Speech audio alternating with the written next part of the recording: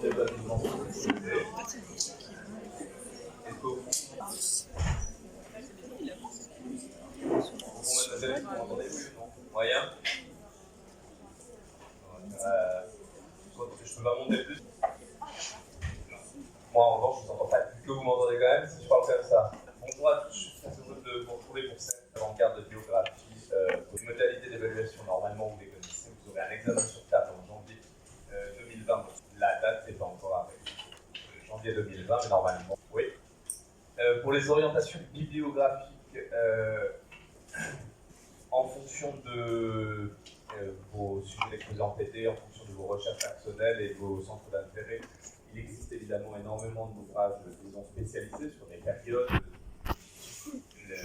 Évidemment, il existe des ouvrages sur le surréalisme, le dadaïsme, etc. Mais il faudra regarder aussi du côté des catalogues d'exposition très généraux qui couvrent une partie de ce que l'on va voir ensemble. Ce qui va nous accueillir de Peter Berger qui s'intitule Théorie de l'avant-garde, qui a été publié en 1974 en allemand, mais qui a été traduit seulement en 2013 en français. C'est un ouvrage, entendu, qui est théorique et on va de l'avant-garde avant de rentrer dans les propos de leur histoire des avant-gardes. De Béatrice Joyeux-Prunel, c'est-à-dire 2 volumes qui font entre 800 et 1000 pages chacun. C'est chez Folio Gallimard, qui s'intitule Les avant-gardes artistiques, une histoire transnationale. Je ne sais pas trop pourquoi je vous l'ai mis, parce que c'est pas très très bon, et c'est par moments même contrefactuel. Mais je reviendrai à la fin de ce cours, ça fait comprendre que la notion même d'avant-garde, aujourd'hui, depuis une quinzaine d'années, en particulier en France, est sujette en fait à controverse. Ce que je veux dire par là, c'est que Béatrice Joyeux-Prunel fait une histoire des avant-gardes contre les avant-gardes. Je n'aimais pas les avant-gardes, pas rien pour vous. Si vous pensez que c'est un objet, vous pouvez aller voir ailleurs. Notamment vers Éric Michaud, là c'est une série de 5 très courts essais sur une sorte de critique des avant-gardes d'un autre point de vue fabrique, mais qui vous permet de faire référence pendant ce cours également. Et le deuxième review, donc vous pouvez vous y référer, c'est une forme d'ouvrage, il y a une introduction qui est démonstrative, mais le reste est plutôt descriptif, vous n'êtes pas obligé de le lire intégré selon votre propre évaluation, vos points faibles dans une histoire. Une longue introduction, vous le voyez, c'est-à-dire que dans un premier temps, c'est pour la semaine prochaine, on essaiera de comprendre ce que sont les avant-gardes, d'un point de vue général et théorique cette semaine, et d'un point de vue historique la semaine prochaine, qui consistera la semaine prochaine à essayer de comprendre que les avant-gardes ne sont pas l'art moderne, et que le modernisme au XIXe siècle fournit un certain nombre d'aliments aux avant-gardes. Je précise, il y a 2 dates. Vous, ce qui vous concerne, c'est la première. Du temps libre, oui, c'est la première date. On donnera par cas, parfois le cas le plus important étant celui de Pablo Picasso, et on s'intéressera à Pablo. On voit à quoi je fais allusion. Ce sera les 2 doigts contemplés ensemble. Les avant-gardes face à leur époque, ce sera notamment les avant-gardes face à l'entre-deux-guerres et à la histoire de l'art, qui regardera l'histoire de tout court. Les formes de l'avant-garde, on s'intéressera aux modalités par lesquelles les avant-gardes en général ne sont pas de style. Elles partagent aussi les caractérisent en tant qu'avant-garde et les distinguent des courants modernistes. On s'intéressera ensuite aux 4 les seuls vrais avant-gardes, le dadaïsme, le surréalisme, le futurisme et le constructivisme. Et puis on fera une incartade, on allait voir du Blaureiter et du Bauhaus ensuite. Et on finira sur... Alors, on commence avec une approche des avant-gardes, en considérant les avant-gardes théoriques. Dans un premier temps, des avant-gardes dans le domaine. Et puis ensuite, on essaiera de comprendre pourquoi l'œuvre d'art avant-garde, en considérant d'une part la perte de la fonction sociale de l'œuvre, la perte de son aura, et puis enfin sur la tentation de l'arrière-garde pour, si vous voulez, introduire à des débats qui sont contemporains en histoire de l'art et qui sont des débats légitimes sur la fin ou au contraire la perte. Sur le terme lui, par exemple en anglais, c'est un terme français, c'est un terme qui provient du domaine militaire et dans le domaine militaire, il a fait l'objet d'un usage littéral, l'objet d'un usage à partir de l'apparition. Dans le sens auquel on va l'entendre, il est attesté et diffusé seulement. Et sa définition, si vous préférez, novateur, voire novateur. Dans le domaine sédentaire, plus particulièrement les avant-gardes idéologiques, disons, et artistiques. Alors, peu d'artistes ont revendiqué le fait d'être d'avant-garde, ça n'est pas un terme fédérateur. Là, un terme non pas revenir à une avant-garde.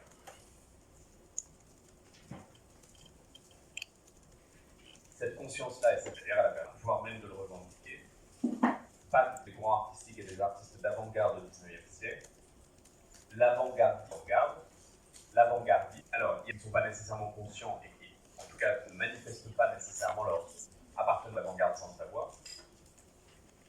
En revanche, l'avant-gardisme, en tant que l'avant-gardisme est une doctrine, une pensée, qui revendique le fait d'appartenir à l'avant-garde, et bien l'avant-gardisme, cette conscience d'être cette avant-garde, une des particularités de l'avant-gardisme et des avant-gardes de XXe siècle, c'est l'art, débordement de l'art sur la vie chez les avant-gardes. Les plus alertes d'entre vous ce matin, le simple fait que j'ai dit l'art est un moyen, vous sentez que l'art est l'avant-garde de l'art sur la vie, cette action, disons, transformatrice de l'art sur la vie, place les en particulier dans une certaine mesure. Donc, toute la difficulté va être ensuite d'évaluer cette mesure. Dans une certaine mesure, les avant-gardes artistiques partagent même certains modèles avec les avant-gardes. Vous en doutez, ce n'est pas complètement un hasard si le développement des avant-gardes au XXe siècle est notamment concomitant d'une révolution politique comme celle de 1917 en Russie. Et donc, ça n'est pas complètement un hasard si le schéma d'action de certaines avant-gardes artistiques ressemble au schéma d'action de certaines avant-gardes. Les marxistes-léninistes, parmi eux, l'action parti politique pour faire la révolution, soit l'avant-garde, c'est une citation, l'avant-garde du prolétariat. Très marxiste-léniniste, il y a un parti, par exemple, qui est à l'avant-garde du prolétariat. Donc, qui va rendre de l'intérêt de la révolution. Ce n'est pas le prolétariat qui va faire la révolution tout seul, il faut qu'il y ait un élément déclencheur, une amorce, cette amorce, c'est l'avant-garde politique, ça ressemble assez à un schéma d'action d'avant-garde qui pense qu'il est de la responsabilité d'un certain nombre d'artistes de transformer la vie. Il y a ce qu'on pourrait appeler un compagnonnage, un certain nombre de mouvements d'avant-garde, les surréalistes, les constructivistes, et par exemple le parti communiste. Quand je dis il y a un compagnonnage, ça ne se fait pas en grande harmonie. Hein. C'est un compagnonnage complexe avec évidemment des ruptures, des débats, mais pour le dire de manière un peu triviale, on n'avait jamais vu ça en fait, compagnon d'un mouvement artistique à ce point, ou de plusieurs mouvements. Dans les avant-gardes politiques, il peut y avoir des modalités d'action partagées et des modalités. Et on verra par exemple à certaines photographies originales, si vous voyez des photographies d'après l'arrivée de Staline au pouvoir, c'est Trotsky. Oui. Vos camarades l'avaient. Alors, il y a d'autres compagnonnages qui se réclament l'avant-garde artistique pour indiquer qu'elles ne sont pas isolées de la sphère politique. Elles seraient même le contraire, et ces avant-gardes ne sont pas isolées non plus de la sphère de la pensée. Pour vraiment être très très réducteur et schématique, il y a deux grands penseurs qui vont alimenter la réflexion et l'art des avant-gardes au début du XXe siècle, et Bergson. Pas de la même. Alors, là aussi, si je résume, l'influence majeure de Nietzsche sur les avant-gardes, ça va être l'ouvrage La naissance de la tragédie de 1872, qui est la distinction entre apôles et familiers de cette distinction ou pas. On considère qu'il y a, pardon pour les Nietzschéens parmi vous, il y a deux pôles en fait dans l'art. Un pôle qui correspondrait à la statuaire grecque, si vous voulez, avec une vision à la Winkelmann. Tout le monde voit si j'ai une vision à la Winkelmann. D'accord. Les statues grecques seraient sereines, calmes, parfaites, apolies de temps en temps. Et il y aurait à l'intérieur de cette sérénité grecque un déchaînement, une bacchanale. Ce serait le pôle dionysiaque qui correspondrait cette fois non plus aux arts plastiques, comme le pôle apolitique. Oui, dépolarisé. Et qu'elle oscillait entre et à musique baroque. Hein. Quand il y a le baroque, cette conception-là informe énormément les avant-gardes. D'autres penseurs, là est contemporain, c'est Henri Bergson, notamment avec l'ouvrage de Pardon pour les personnes, pas un hasard, des futuristes. Alors, une penseur, elle n'est pas forcément très cohérente. Ce que je veux dire par là, c'est que les avant-gardes peuvent avoir compris Nietzsche et ou Bergson. Dans le domaine spécifique de l'art, un artiste peut comprendre être complètement à côté de la plaque sur une doctrine philosophique, mais ça n'empêche pas que ce sera, il peut y avoir un même. Vous voyez la difficulté que l'on a en histoire de l'art à évaluer une œuvre, par exemple de Nietzsche, est complètement fausse par rapport à la doctrine. C'est clair, c'est très paradoxal. Hein. Donc quand vous l'évaluez, il serait parfait. Le malentendu, la mésinterprétation, même l'erreur totale, le contresens, auquel vous peut y avoir une influence. Même si... Alors, un autre aspect important de ce compagnonnage des avant-gardes, qu'on mettra tous en histoire de l'art. Et le troisième, c'est lui, Aby Warburg. C'est quand même un peu plus. Pour le contexte, l'histoire de l'art à la fin du 19e siècle, du 20e siècle, est une discipline universitaire d'avant-garde. À l'époque, on était à la pointe. Aide d'autres disciplines universitaires à se développer conceptuellement. Par exemple, de la sociologie plus tard, pour les sociologues parmi vous, un sociologue comme Pierre Bourdieu va le concept hérité de l'histoire de l'art.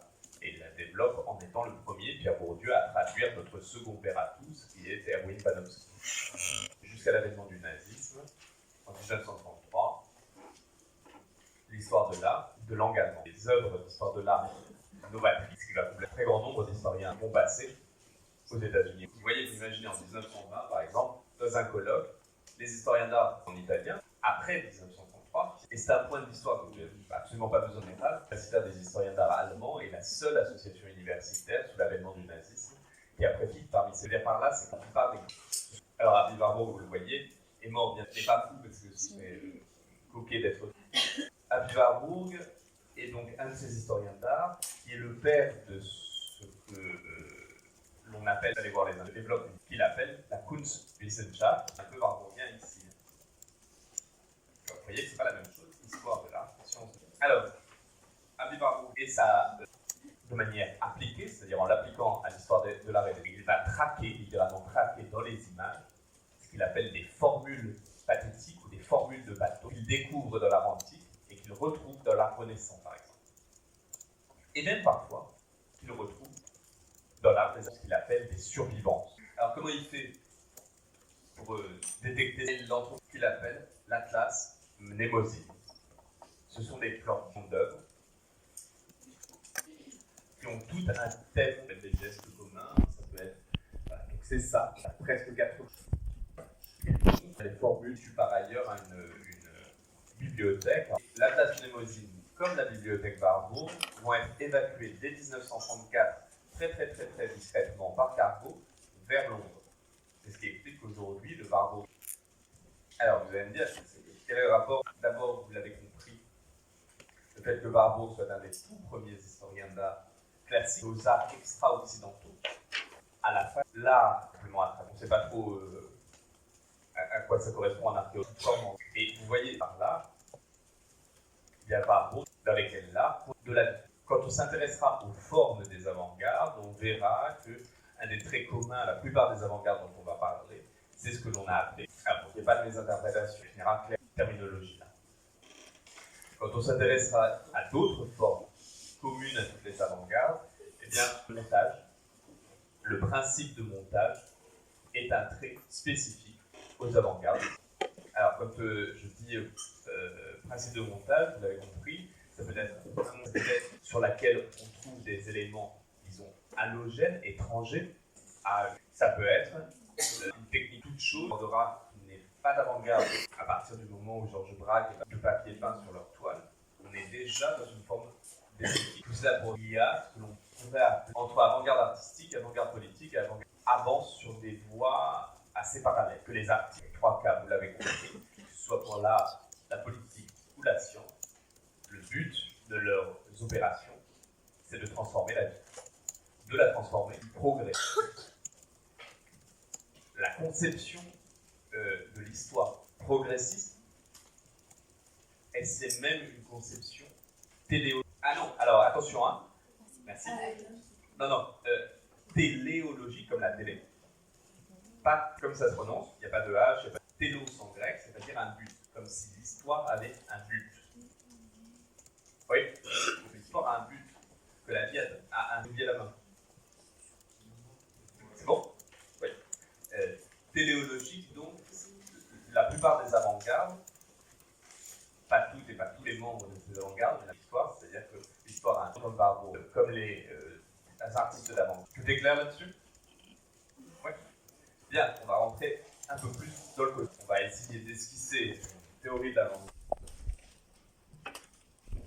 Cette fois en compagnie, donc les plus attentifs parmi vous n'auront pas manqué de remarquer, au lieu de parler d'arrière-garde, on va parler de modernisme. Bien, la thèse de Peter Berger, je l'ai déjà énoncée, mais ce qui caractérise une avant-garde, c'est que le programme, je le redis, une avant-garde a le service de la vie.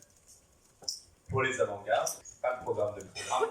Rambaldi peut permettre notamment, en tâchant de réduire la distance qui sépare traditionnellement l'art de la vie. Les avant-gardes, la limite, risque à ce que l'art se dissolve dans la vie.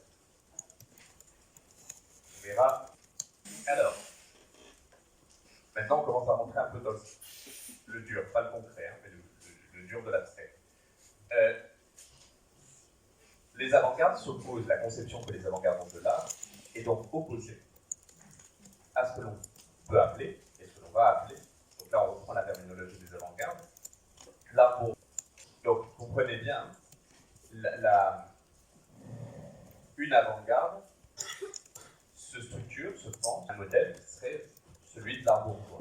Qu'est-ce qui caractérise l'art bourgeois du point de vue avant-garde? La distance qu'il y a entre l'art et la vie. L'art bourgeois se caractérise par la distance que met le bourgeois entre sa vie et l'art. Quel est le but des avant-gardes? Pour un bourgeois, l'art, ça n'est pas la vie. Pour un bourgeois, il y a un beau tableau dans son... Il n'est pas destiné à lui faire changer, destiné à le confirmer dans le fait que sa vie de bourgeois. Quand vous et moi, on voit un tableau, quand on veut mettre à... On n'est pas sûr que les avant-gardes, c'est juste une remarque là, on n'est pas sûr que l'art bourgeois existe encore. Définir l'art bourgeois, ça ne nous est pas très... Pour le là, alors là, on parlait beaucoup. Alors, si j'entends un peu ça, parce que vos camarades ne vous aident pas du tout, ils ne font rien qu'à grincer, faire grincer leur fauteuil, que l'art bourgeois existe encore, on n'est pas sûr en revanche que les avant-gardes existent encore sur le modèle des avant-gardes. Que des artistes considèrent qu'ils sont avant-gardistes en ce sens-là, au sens où leur art n'est pas destiné à décorer un salon bourgeois ou à orner la silhouette d'un musée, etc. Si ça peut vous rassurer, oui, la pensée pas. Là, je ne vous donne pas une réponse. Hein. D'accord? Il est possible qu'il existe encore des avant-gardes, mais on n'en est pas sûr. Ça n'a pas du tout. D'accord? Et un certain nombre de critiques que les avant-gardes directes, certainement pas neutres. Bien que vous compreniez là ce dont je vais parler, je vais en parler du point de vue des avant-gardes. Le vocabulaire que j'emploie, c'est bien que vous le demandiez à préciser, le vocabulaire que j'emploie, c'est un vocabulaire d'avant-garde. Il existe une distance, d'un point de vue bourgeois, entre l'art et la vie. Néanmoins, cette distance ne signifie pas, en tout cas dans l'art bourgeois d'autrefois, que l'art soit sans influence sur la vie. Ce que je veux dire par là, c'est que d'un point de vue bourgeois, l'art est un modèle. Modèle d'architecture, c'est pourquoi? Parce que c'est beau de toute éternité. Pourquoi c'est beau? Parce que c'est juste de temps, donc c'est très beau. Oui. L'art n'est pas c'est quelque chose qui sert de modèle. Ça peut paraître, mais c'est franchement pas difficile à comprendre. Une œuvre, un tableau bien ordonné, reflète un tableau désordonné, menace l'ordre de la société. Je ne peux pas être plus binaire, hein. D'accord, mais c'est pour ça que toute une partie va s'attaquer à des tableaux qui ont l'air mal ordonnés, qui ont l'air pas finis, qui ont l'air pas bien peints. Parce que l'ordre bourgeois comprend très très bien qu'il y a là une menace. Alors, c'est dire là-dessus, il existe cependant un art qui ne connaît pas de distance avec la vie, c'est-à-dire un art où la vie et l'art sont réconciliés. Partie là de là, on l'appelle. Alors, là, juste une précision, bien saisir la nuance. l'art bourgeois instaure une distance entre l'art et la vie. Très bien. Dans le kitsch, l'art et la vie sont réconciliés. Ça n'est pas du tout la même chose que de faire comme la réduction de la distance entre l'art et la vie. Chez les avant-gardes, ça aboutit à une tension. Dans l'art bourgeois, ça aboutit à une réconciliation. Les avant-gardes vont mettre en tension la distance qui sépare ordinairement l'art de la vie. La bourgeoisie, quand elle opère cette réduction de l'art et la vie, ça a l'air abstrait, hein, kitsch, enfin l'emblème même du kitsch, c'est le nain de jardin. Vous voyez que le nain de jardin ne provoque pas de désordre. Finalement, comme vous voyez votre nain de jardin dans votre backyard, vous ne dites pas et non. D'accord? Vous voyez l'idée, il y a une confirmation que c'est la bonne vie, que vous êtes dans la bonne vie. Le kitsch, c'est un sujet que l'on abordera pour certains d'entre vous plutôt en un autre sens. Mais il faut garder de l'art bourgeois, ce serait l'art kitsch. Le de l'art bourgeois serait l'art kitsch du point de vue des avant-gardes, évidemment des relents d'art. Je ne vais même pas parler d'art qui est art, un art relaté. Et pareil, ça va pas aller. Alors, oui, et là vous m'obligez un peu, par rapport à votre remarque, à juste préciser un point. Dans la très grande manière présente le kitsch comme un art, une forme d'art populaire, prisée, comme vous l'avez indiqué, par les classes populaires. Kitsch, dans ce qu'il a de plus éminemment bourgeois et dans sa promotion, il se trouve au contraire, ce que je veux dire par là, c'est que l'alliance de l'art et du kitsch, si on peut vraiment parler d'un art kitsch, il n'est pas du tout du côté des classes populaires. Il est dans les lobbies des grands hôtels parisiens. Si vous regardez, je veux le dire même sans vouloir les critiquer, les codes que reprennent Jeff Koons, Murakami ou Hearst, c'est même pas une critique puisqu'ils revendiquent. Quand Murakami fait des sacs Louis Vuitton, ça ne s'adresse pas au peuple. Quand vous voyez un certain nombre d'artistes, des parties, vous regardez on est dans quasiment le comble du kitsch. On ne peut pas faire beaucoup plus kitsch que ça.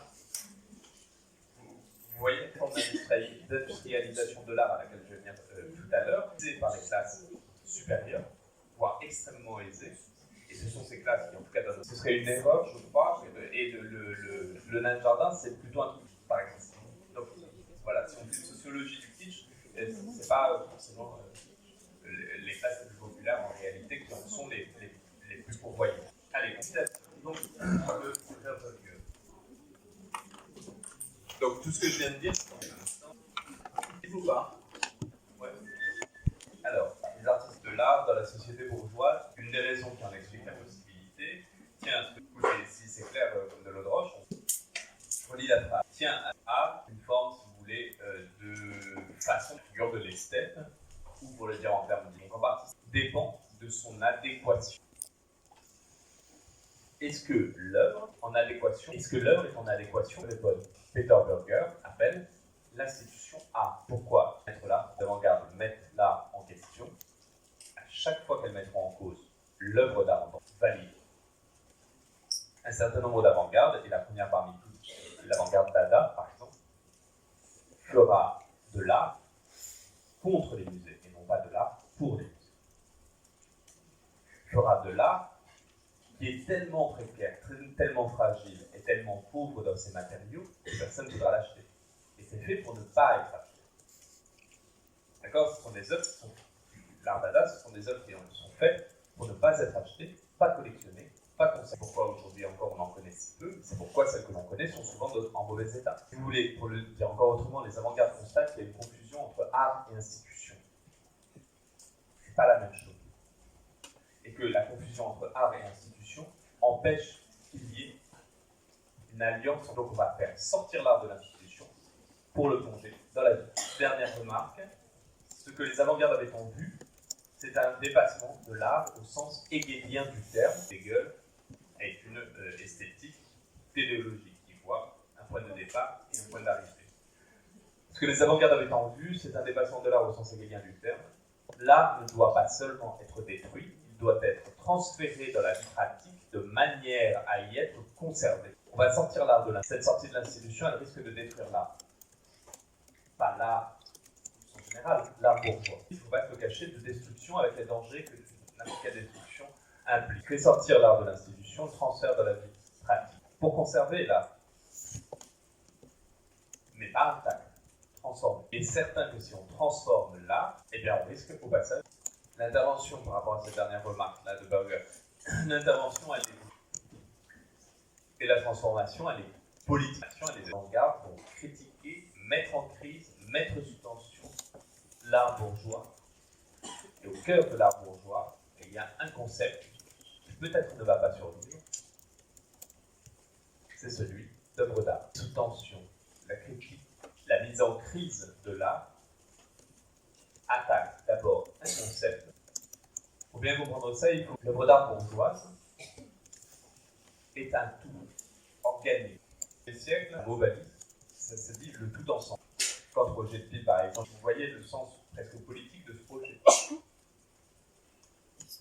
La composition en peinture, c'est ce qui fait que des éléments divers vont être unifiés et placés sous le sceau d'une harmonification de ce divers sous le sceau de l'harmonie. Ça s'appelle la politique organique. Le savoir-faire en art, c'est de savoir rendre cette composition. Qu'est-ce qui serait par conséquent le plus éloigné de la composition?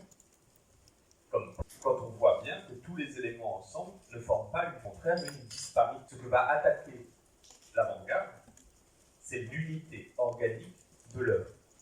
Les contrastes ne vont pas être tellement unifiés et ne vont pas être l'avant-garde. Berger considère même que l'on ne devrait pas parler à propos des manifestations d'art, plutôt. Pas d'œuvre des anti-œuvres, pas vraiment de l'anard, que l'on mette à bas. On a un truc, ça leur fait plaisir et tout ça fait rigolo, etc. Mais c'est pas ça. D'une part, un art bourgeois qui continue d'être un art dominant, qui continue d'être un art structurant, qui continue d'être des représentations visuelles que l'on a. Et en ce sens, cet art-là n'a pas dit se battre, c'est pas juste la vue. Il faut casser l'œuvre d'art est en crise parce qu'il y a une caducité. On veut dire que le concept de l'œuvre d'art devient caduque. L'œuvre d'art objective, quand je dis de l'œuvre d'art objective, c'est à entendre au sens de l'œuvre d'art en tant qu'elle est un objet. D'accord? C'est-à-dire que l'œuvre d'art, d'un point de vue avant-gardiste, ne doit pas peut-être. On remet en cause donc l'organicité de cette œuvre d'art en tant qu'elle est un objet, et on liquide la notion d'art elle-même afin de la reconnecter à la vie. Les artistes pensent qu'il faut détruire l'art. D'accord? Ils ne détruisent pas l'art pour ne rien laisser à la place, au contraire. C'est qu'ils veulent que l'art soit partout. Et pas seulement dans une collection particulière ou dans un musée. L'art doit être partout. Et ils ont une très haute vision de l'art. Donc une partie de leur happening, si l'on veut, une partie de leurs interventions, parfois virulents, voire même elles ne sont pas là pour ne rien laisser derrière elles. Elles sont là pour instaurer quelque chose. Donc il y a dans les avant-gardes, même du projet des avant-gardes, une forme d'iconoclasme, au sens propre du terme, l'iconoclasme étant la mais pas pour d'autres icônes, mais qui soient un petit peu moins déconnectés de la vie. Donc on parle bien d'une reconnexion de l'art et de la vie. Pas de jeu.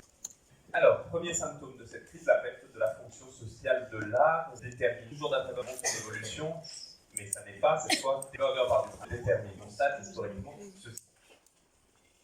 Ça peut aider si vous voulez un petit peu à. Ah si. Donc, vous comprenez d'emblée que ça correspond à trois périodes différentes. Désigner un progrès de l'art. Pendant. D'accord? Ce sont trois périodes différentes.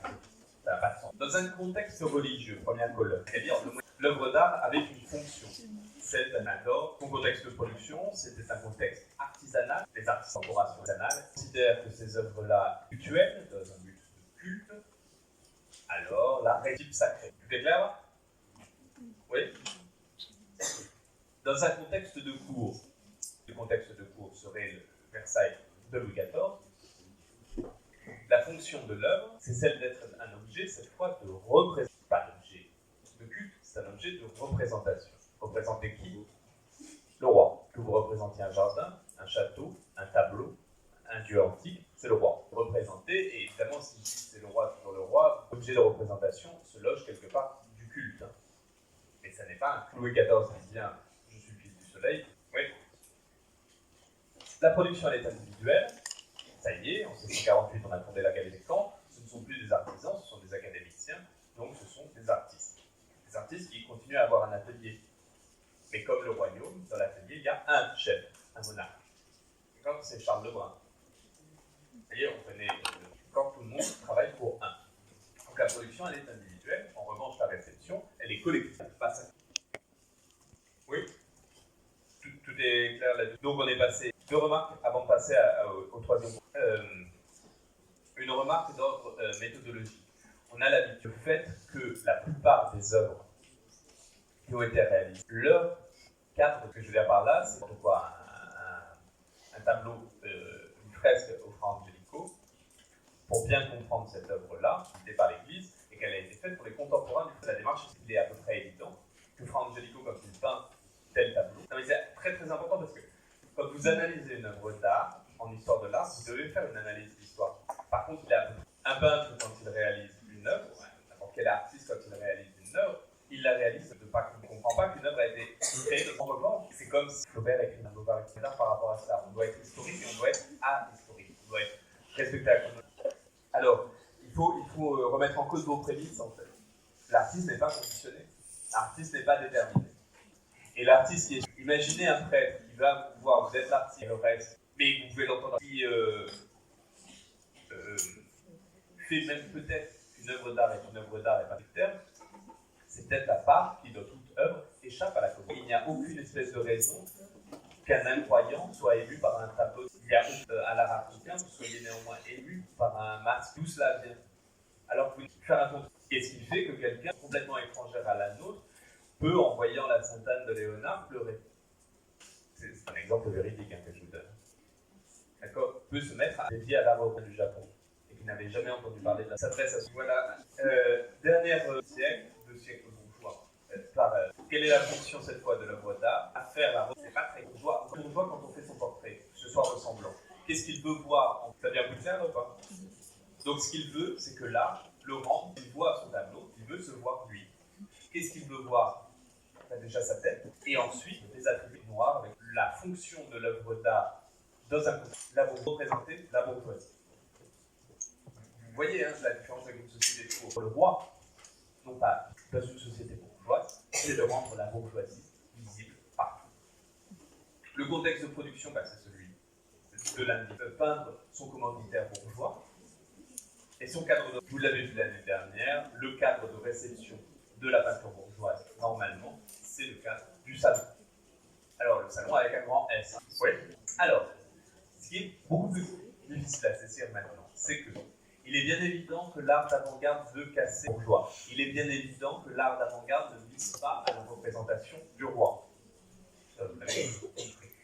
Par contre, il n'est pas complètement évident que l'art d'avant-garde veuille tout à fait détruire la fonction cultuelle de l'œuvre, que l'œuvre d'avant-garde, ça n'est pas que de très grands collectionneurs du début du XXe siècle vont avoir une vision un peu sacrée de l'art. Vous voyez, comme si la reconstitution de la salle à manger des Gauguins chez un certain Sergei Tchoukine a montré l'art, cette salle à manger des Gauguins, c'est-à-dire que la façon d'accrocher qu'elle rassemblait beaucoup à la façon dont ça a fait. Vous voyez que ça n'est pas faire de sa salle à manger une église, par contre c'est bien un porte à l'art. Donc il va y avoir très souvent cette espèce d'ambiguïté, comme si la fonction sacrée de l'œuvre d'art était évacuée mais par une porte et revenait par une. Avec cette ambiguïté supplémentaire que je fais un sacré Georges Bataille, sacralise Albert Barnes, c'était la version finale de la danse. Et Barnes, sa collection compte beaucoup de Picasso notamment, ce qui veut dire une chose très simple, absolument déterminante. Les artistes russes, dans les années, grâce à la novaterie, je rappelle que ça alimente énormément cet art d'avant-garde. Pour le cas de la fondation Barnes, voilà, s'il y avait des interdits aux critiques d'art aussi, et lui-même c'est des là, qui a découvert un médicament donc, qui est devenu très très riche grâce au comme la bonne est mort a découvert dans son testament. Et dans son testament, il dit à quoi ça à la seule université afro-américaine de Philadelphie. On parle de. Voilà, pour situer un petit peu la collection, Albert Barnes avait environ 1 millier de tableaux. Chez lui, parmi lesquels 170 Renoir, 69 Cézanne, 60 Matisse, 44 Pignat. Par contre, il faut toujours réserver 3 mois à l'avance, puisque le Dr Barnes, dans son testament, exigeait qu'il n'y ait pas plus de 200 visiteurs en même temps. Et qu'on respecte le testament. Vous voyez que Sergei Tchoukine n'était pas tellement en tête, il avait environ 275 tableaux, donc quand même 13 monnaies. Tout tableau, on peut penser que cette façon d'accrocher des tableaux, comme c'est une façon de faire qui a fait les œuvres au début du XXe siècle, ce que l'on appelle l'aspect de l'aura. Alors, je sais qu'il est tôt et qu'il commence à se faire tard, mais là, il va falloir vous accrocher un tout petit peu, parce qu'une fois que vous avez compris l'aura, vous êtes tranquille. Mais c'est pas facile. L'aura d'une œuvre d'art, donc l'aura d'abord, pardon, c'est un terme qui est utilisé pour la première fois au début du XXe siècle en archéologie, c'est-à-dire qui entoure la momie, sort de la momie. Quelque chose d'à la fois sensible et imperceptible, ce serait l'aura. L'aura va être ensuite transférée de l'archéologie vers l'appréciation des œuvres d'art par un certain Walter qu'on va connaître. L'aura est transférée du domaine archéologique vers le domaine de l'appréciation par un penseur allemand qui s'appelle Walter Benjamin.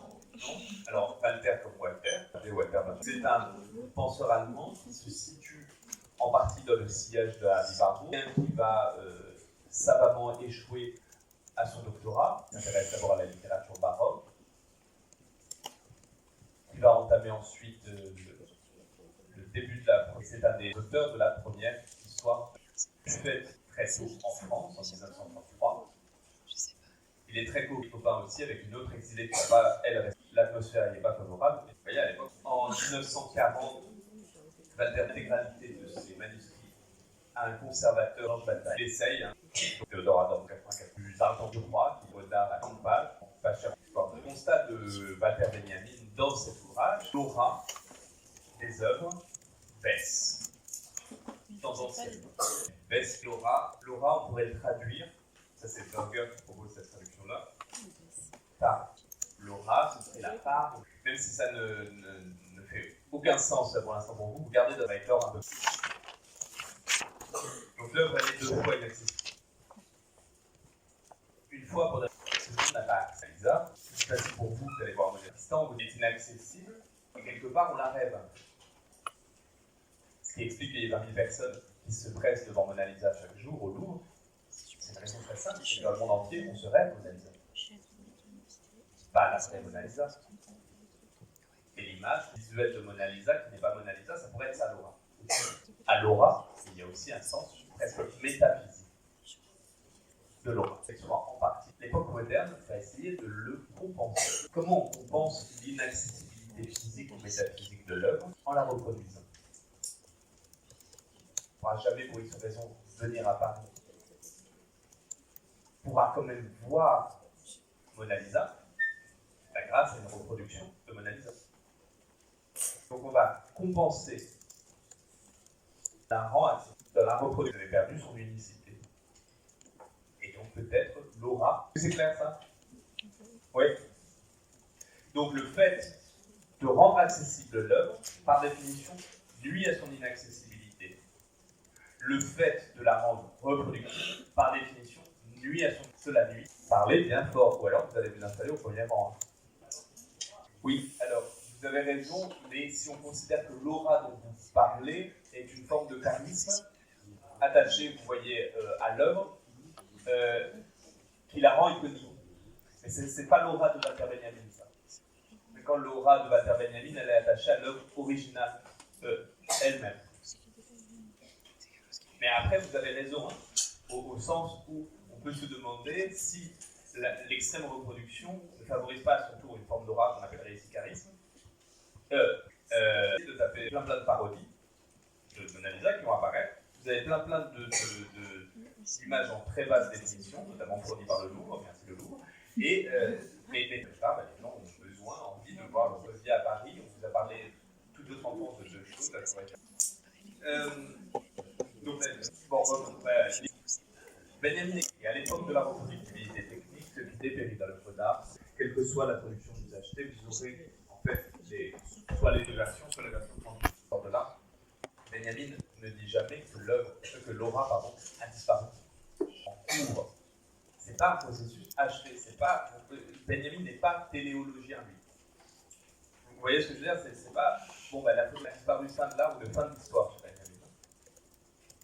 C'est un processus en cours qu'il serait absurde de ne pas voir. Alors, là, après, il fait croire qu'il va... Là, c'est très très beau, disais-je. Qu'est-ce à vrai dire que l'aura? Je vais vous fournir une définition claire et nette. Bonne chance.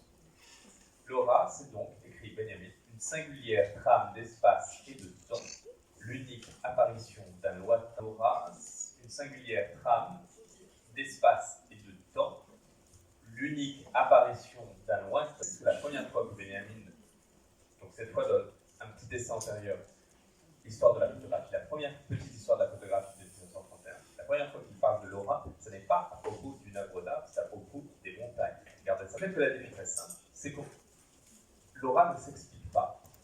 Ben oui, vous voyez bien un mystère par exemple, ça ne s'explique pas. Oui, un mystère, c'est pas un secret ça se perce. Un mystère, ça reste. Et ben, l'aura, c'est pareil. C'est quelque chose, on va essayer de tourner autour pour la définir, mais on ne peut pas expliquer l'aura. Si on explique l'aura, si on parvient à expliquer l'aura d'une œuvre, quelque part c'est quelque chose va falloir. Alors, l'aura d'une image d'un paysage, elle est, dit Benjamin, une singulière trame d'espace et de temps. C'est-à-dire d'abord que l'aura se découvre dans un espace clair. Quand on voit un paysage, on s'approche de vous êtes très oui, de la distance. C'est-à-dire, ça peut être un portrait de Rembrandt qui apparaît très proche, et c'est lointain.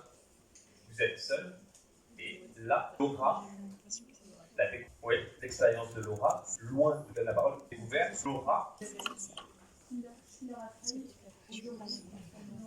Les dadaïstes ont essayé de détruire la fausse aura de l'amour. Mais attention, l'aura, ne pensez surtout pas que c'est quelque chose de permanent. Vous voyez ce que je veux dire? C'est-à-dire que pas plus que de la fin. L'aura, c'est quelque chose. Alors, deux dernières choses. Là, vous accrochez encore les 3 minutes. Rendre les choses plus proches de soi, ajoute Benjamin, c'est chez les masses d'aujourd'hui un désir tout aussi passionné que leur tendance à découvrir au moyen de sa reproductibilité.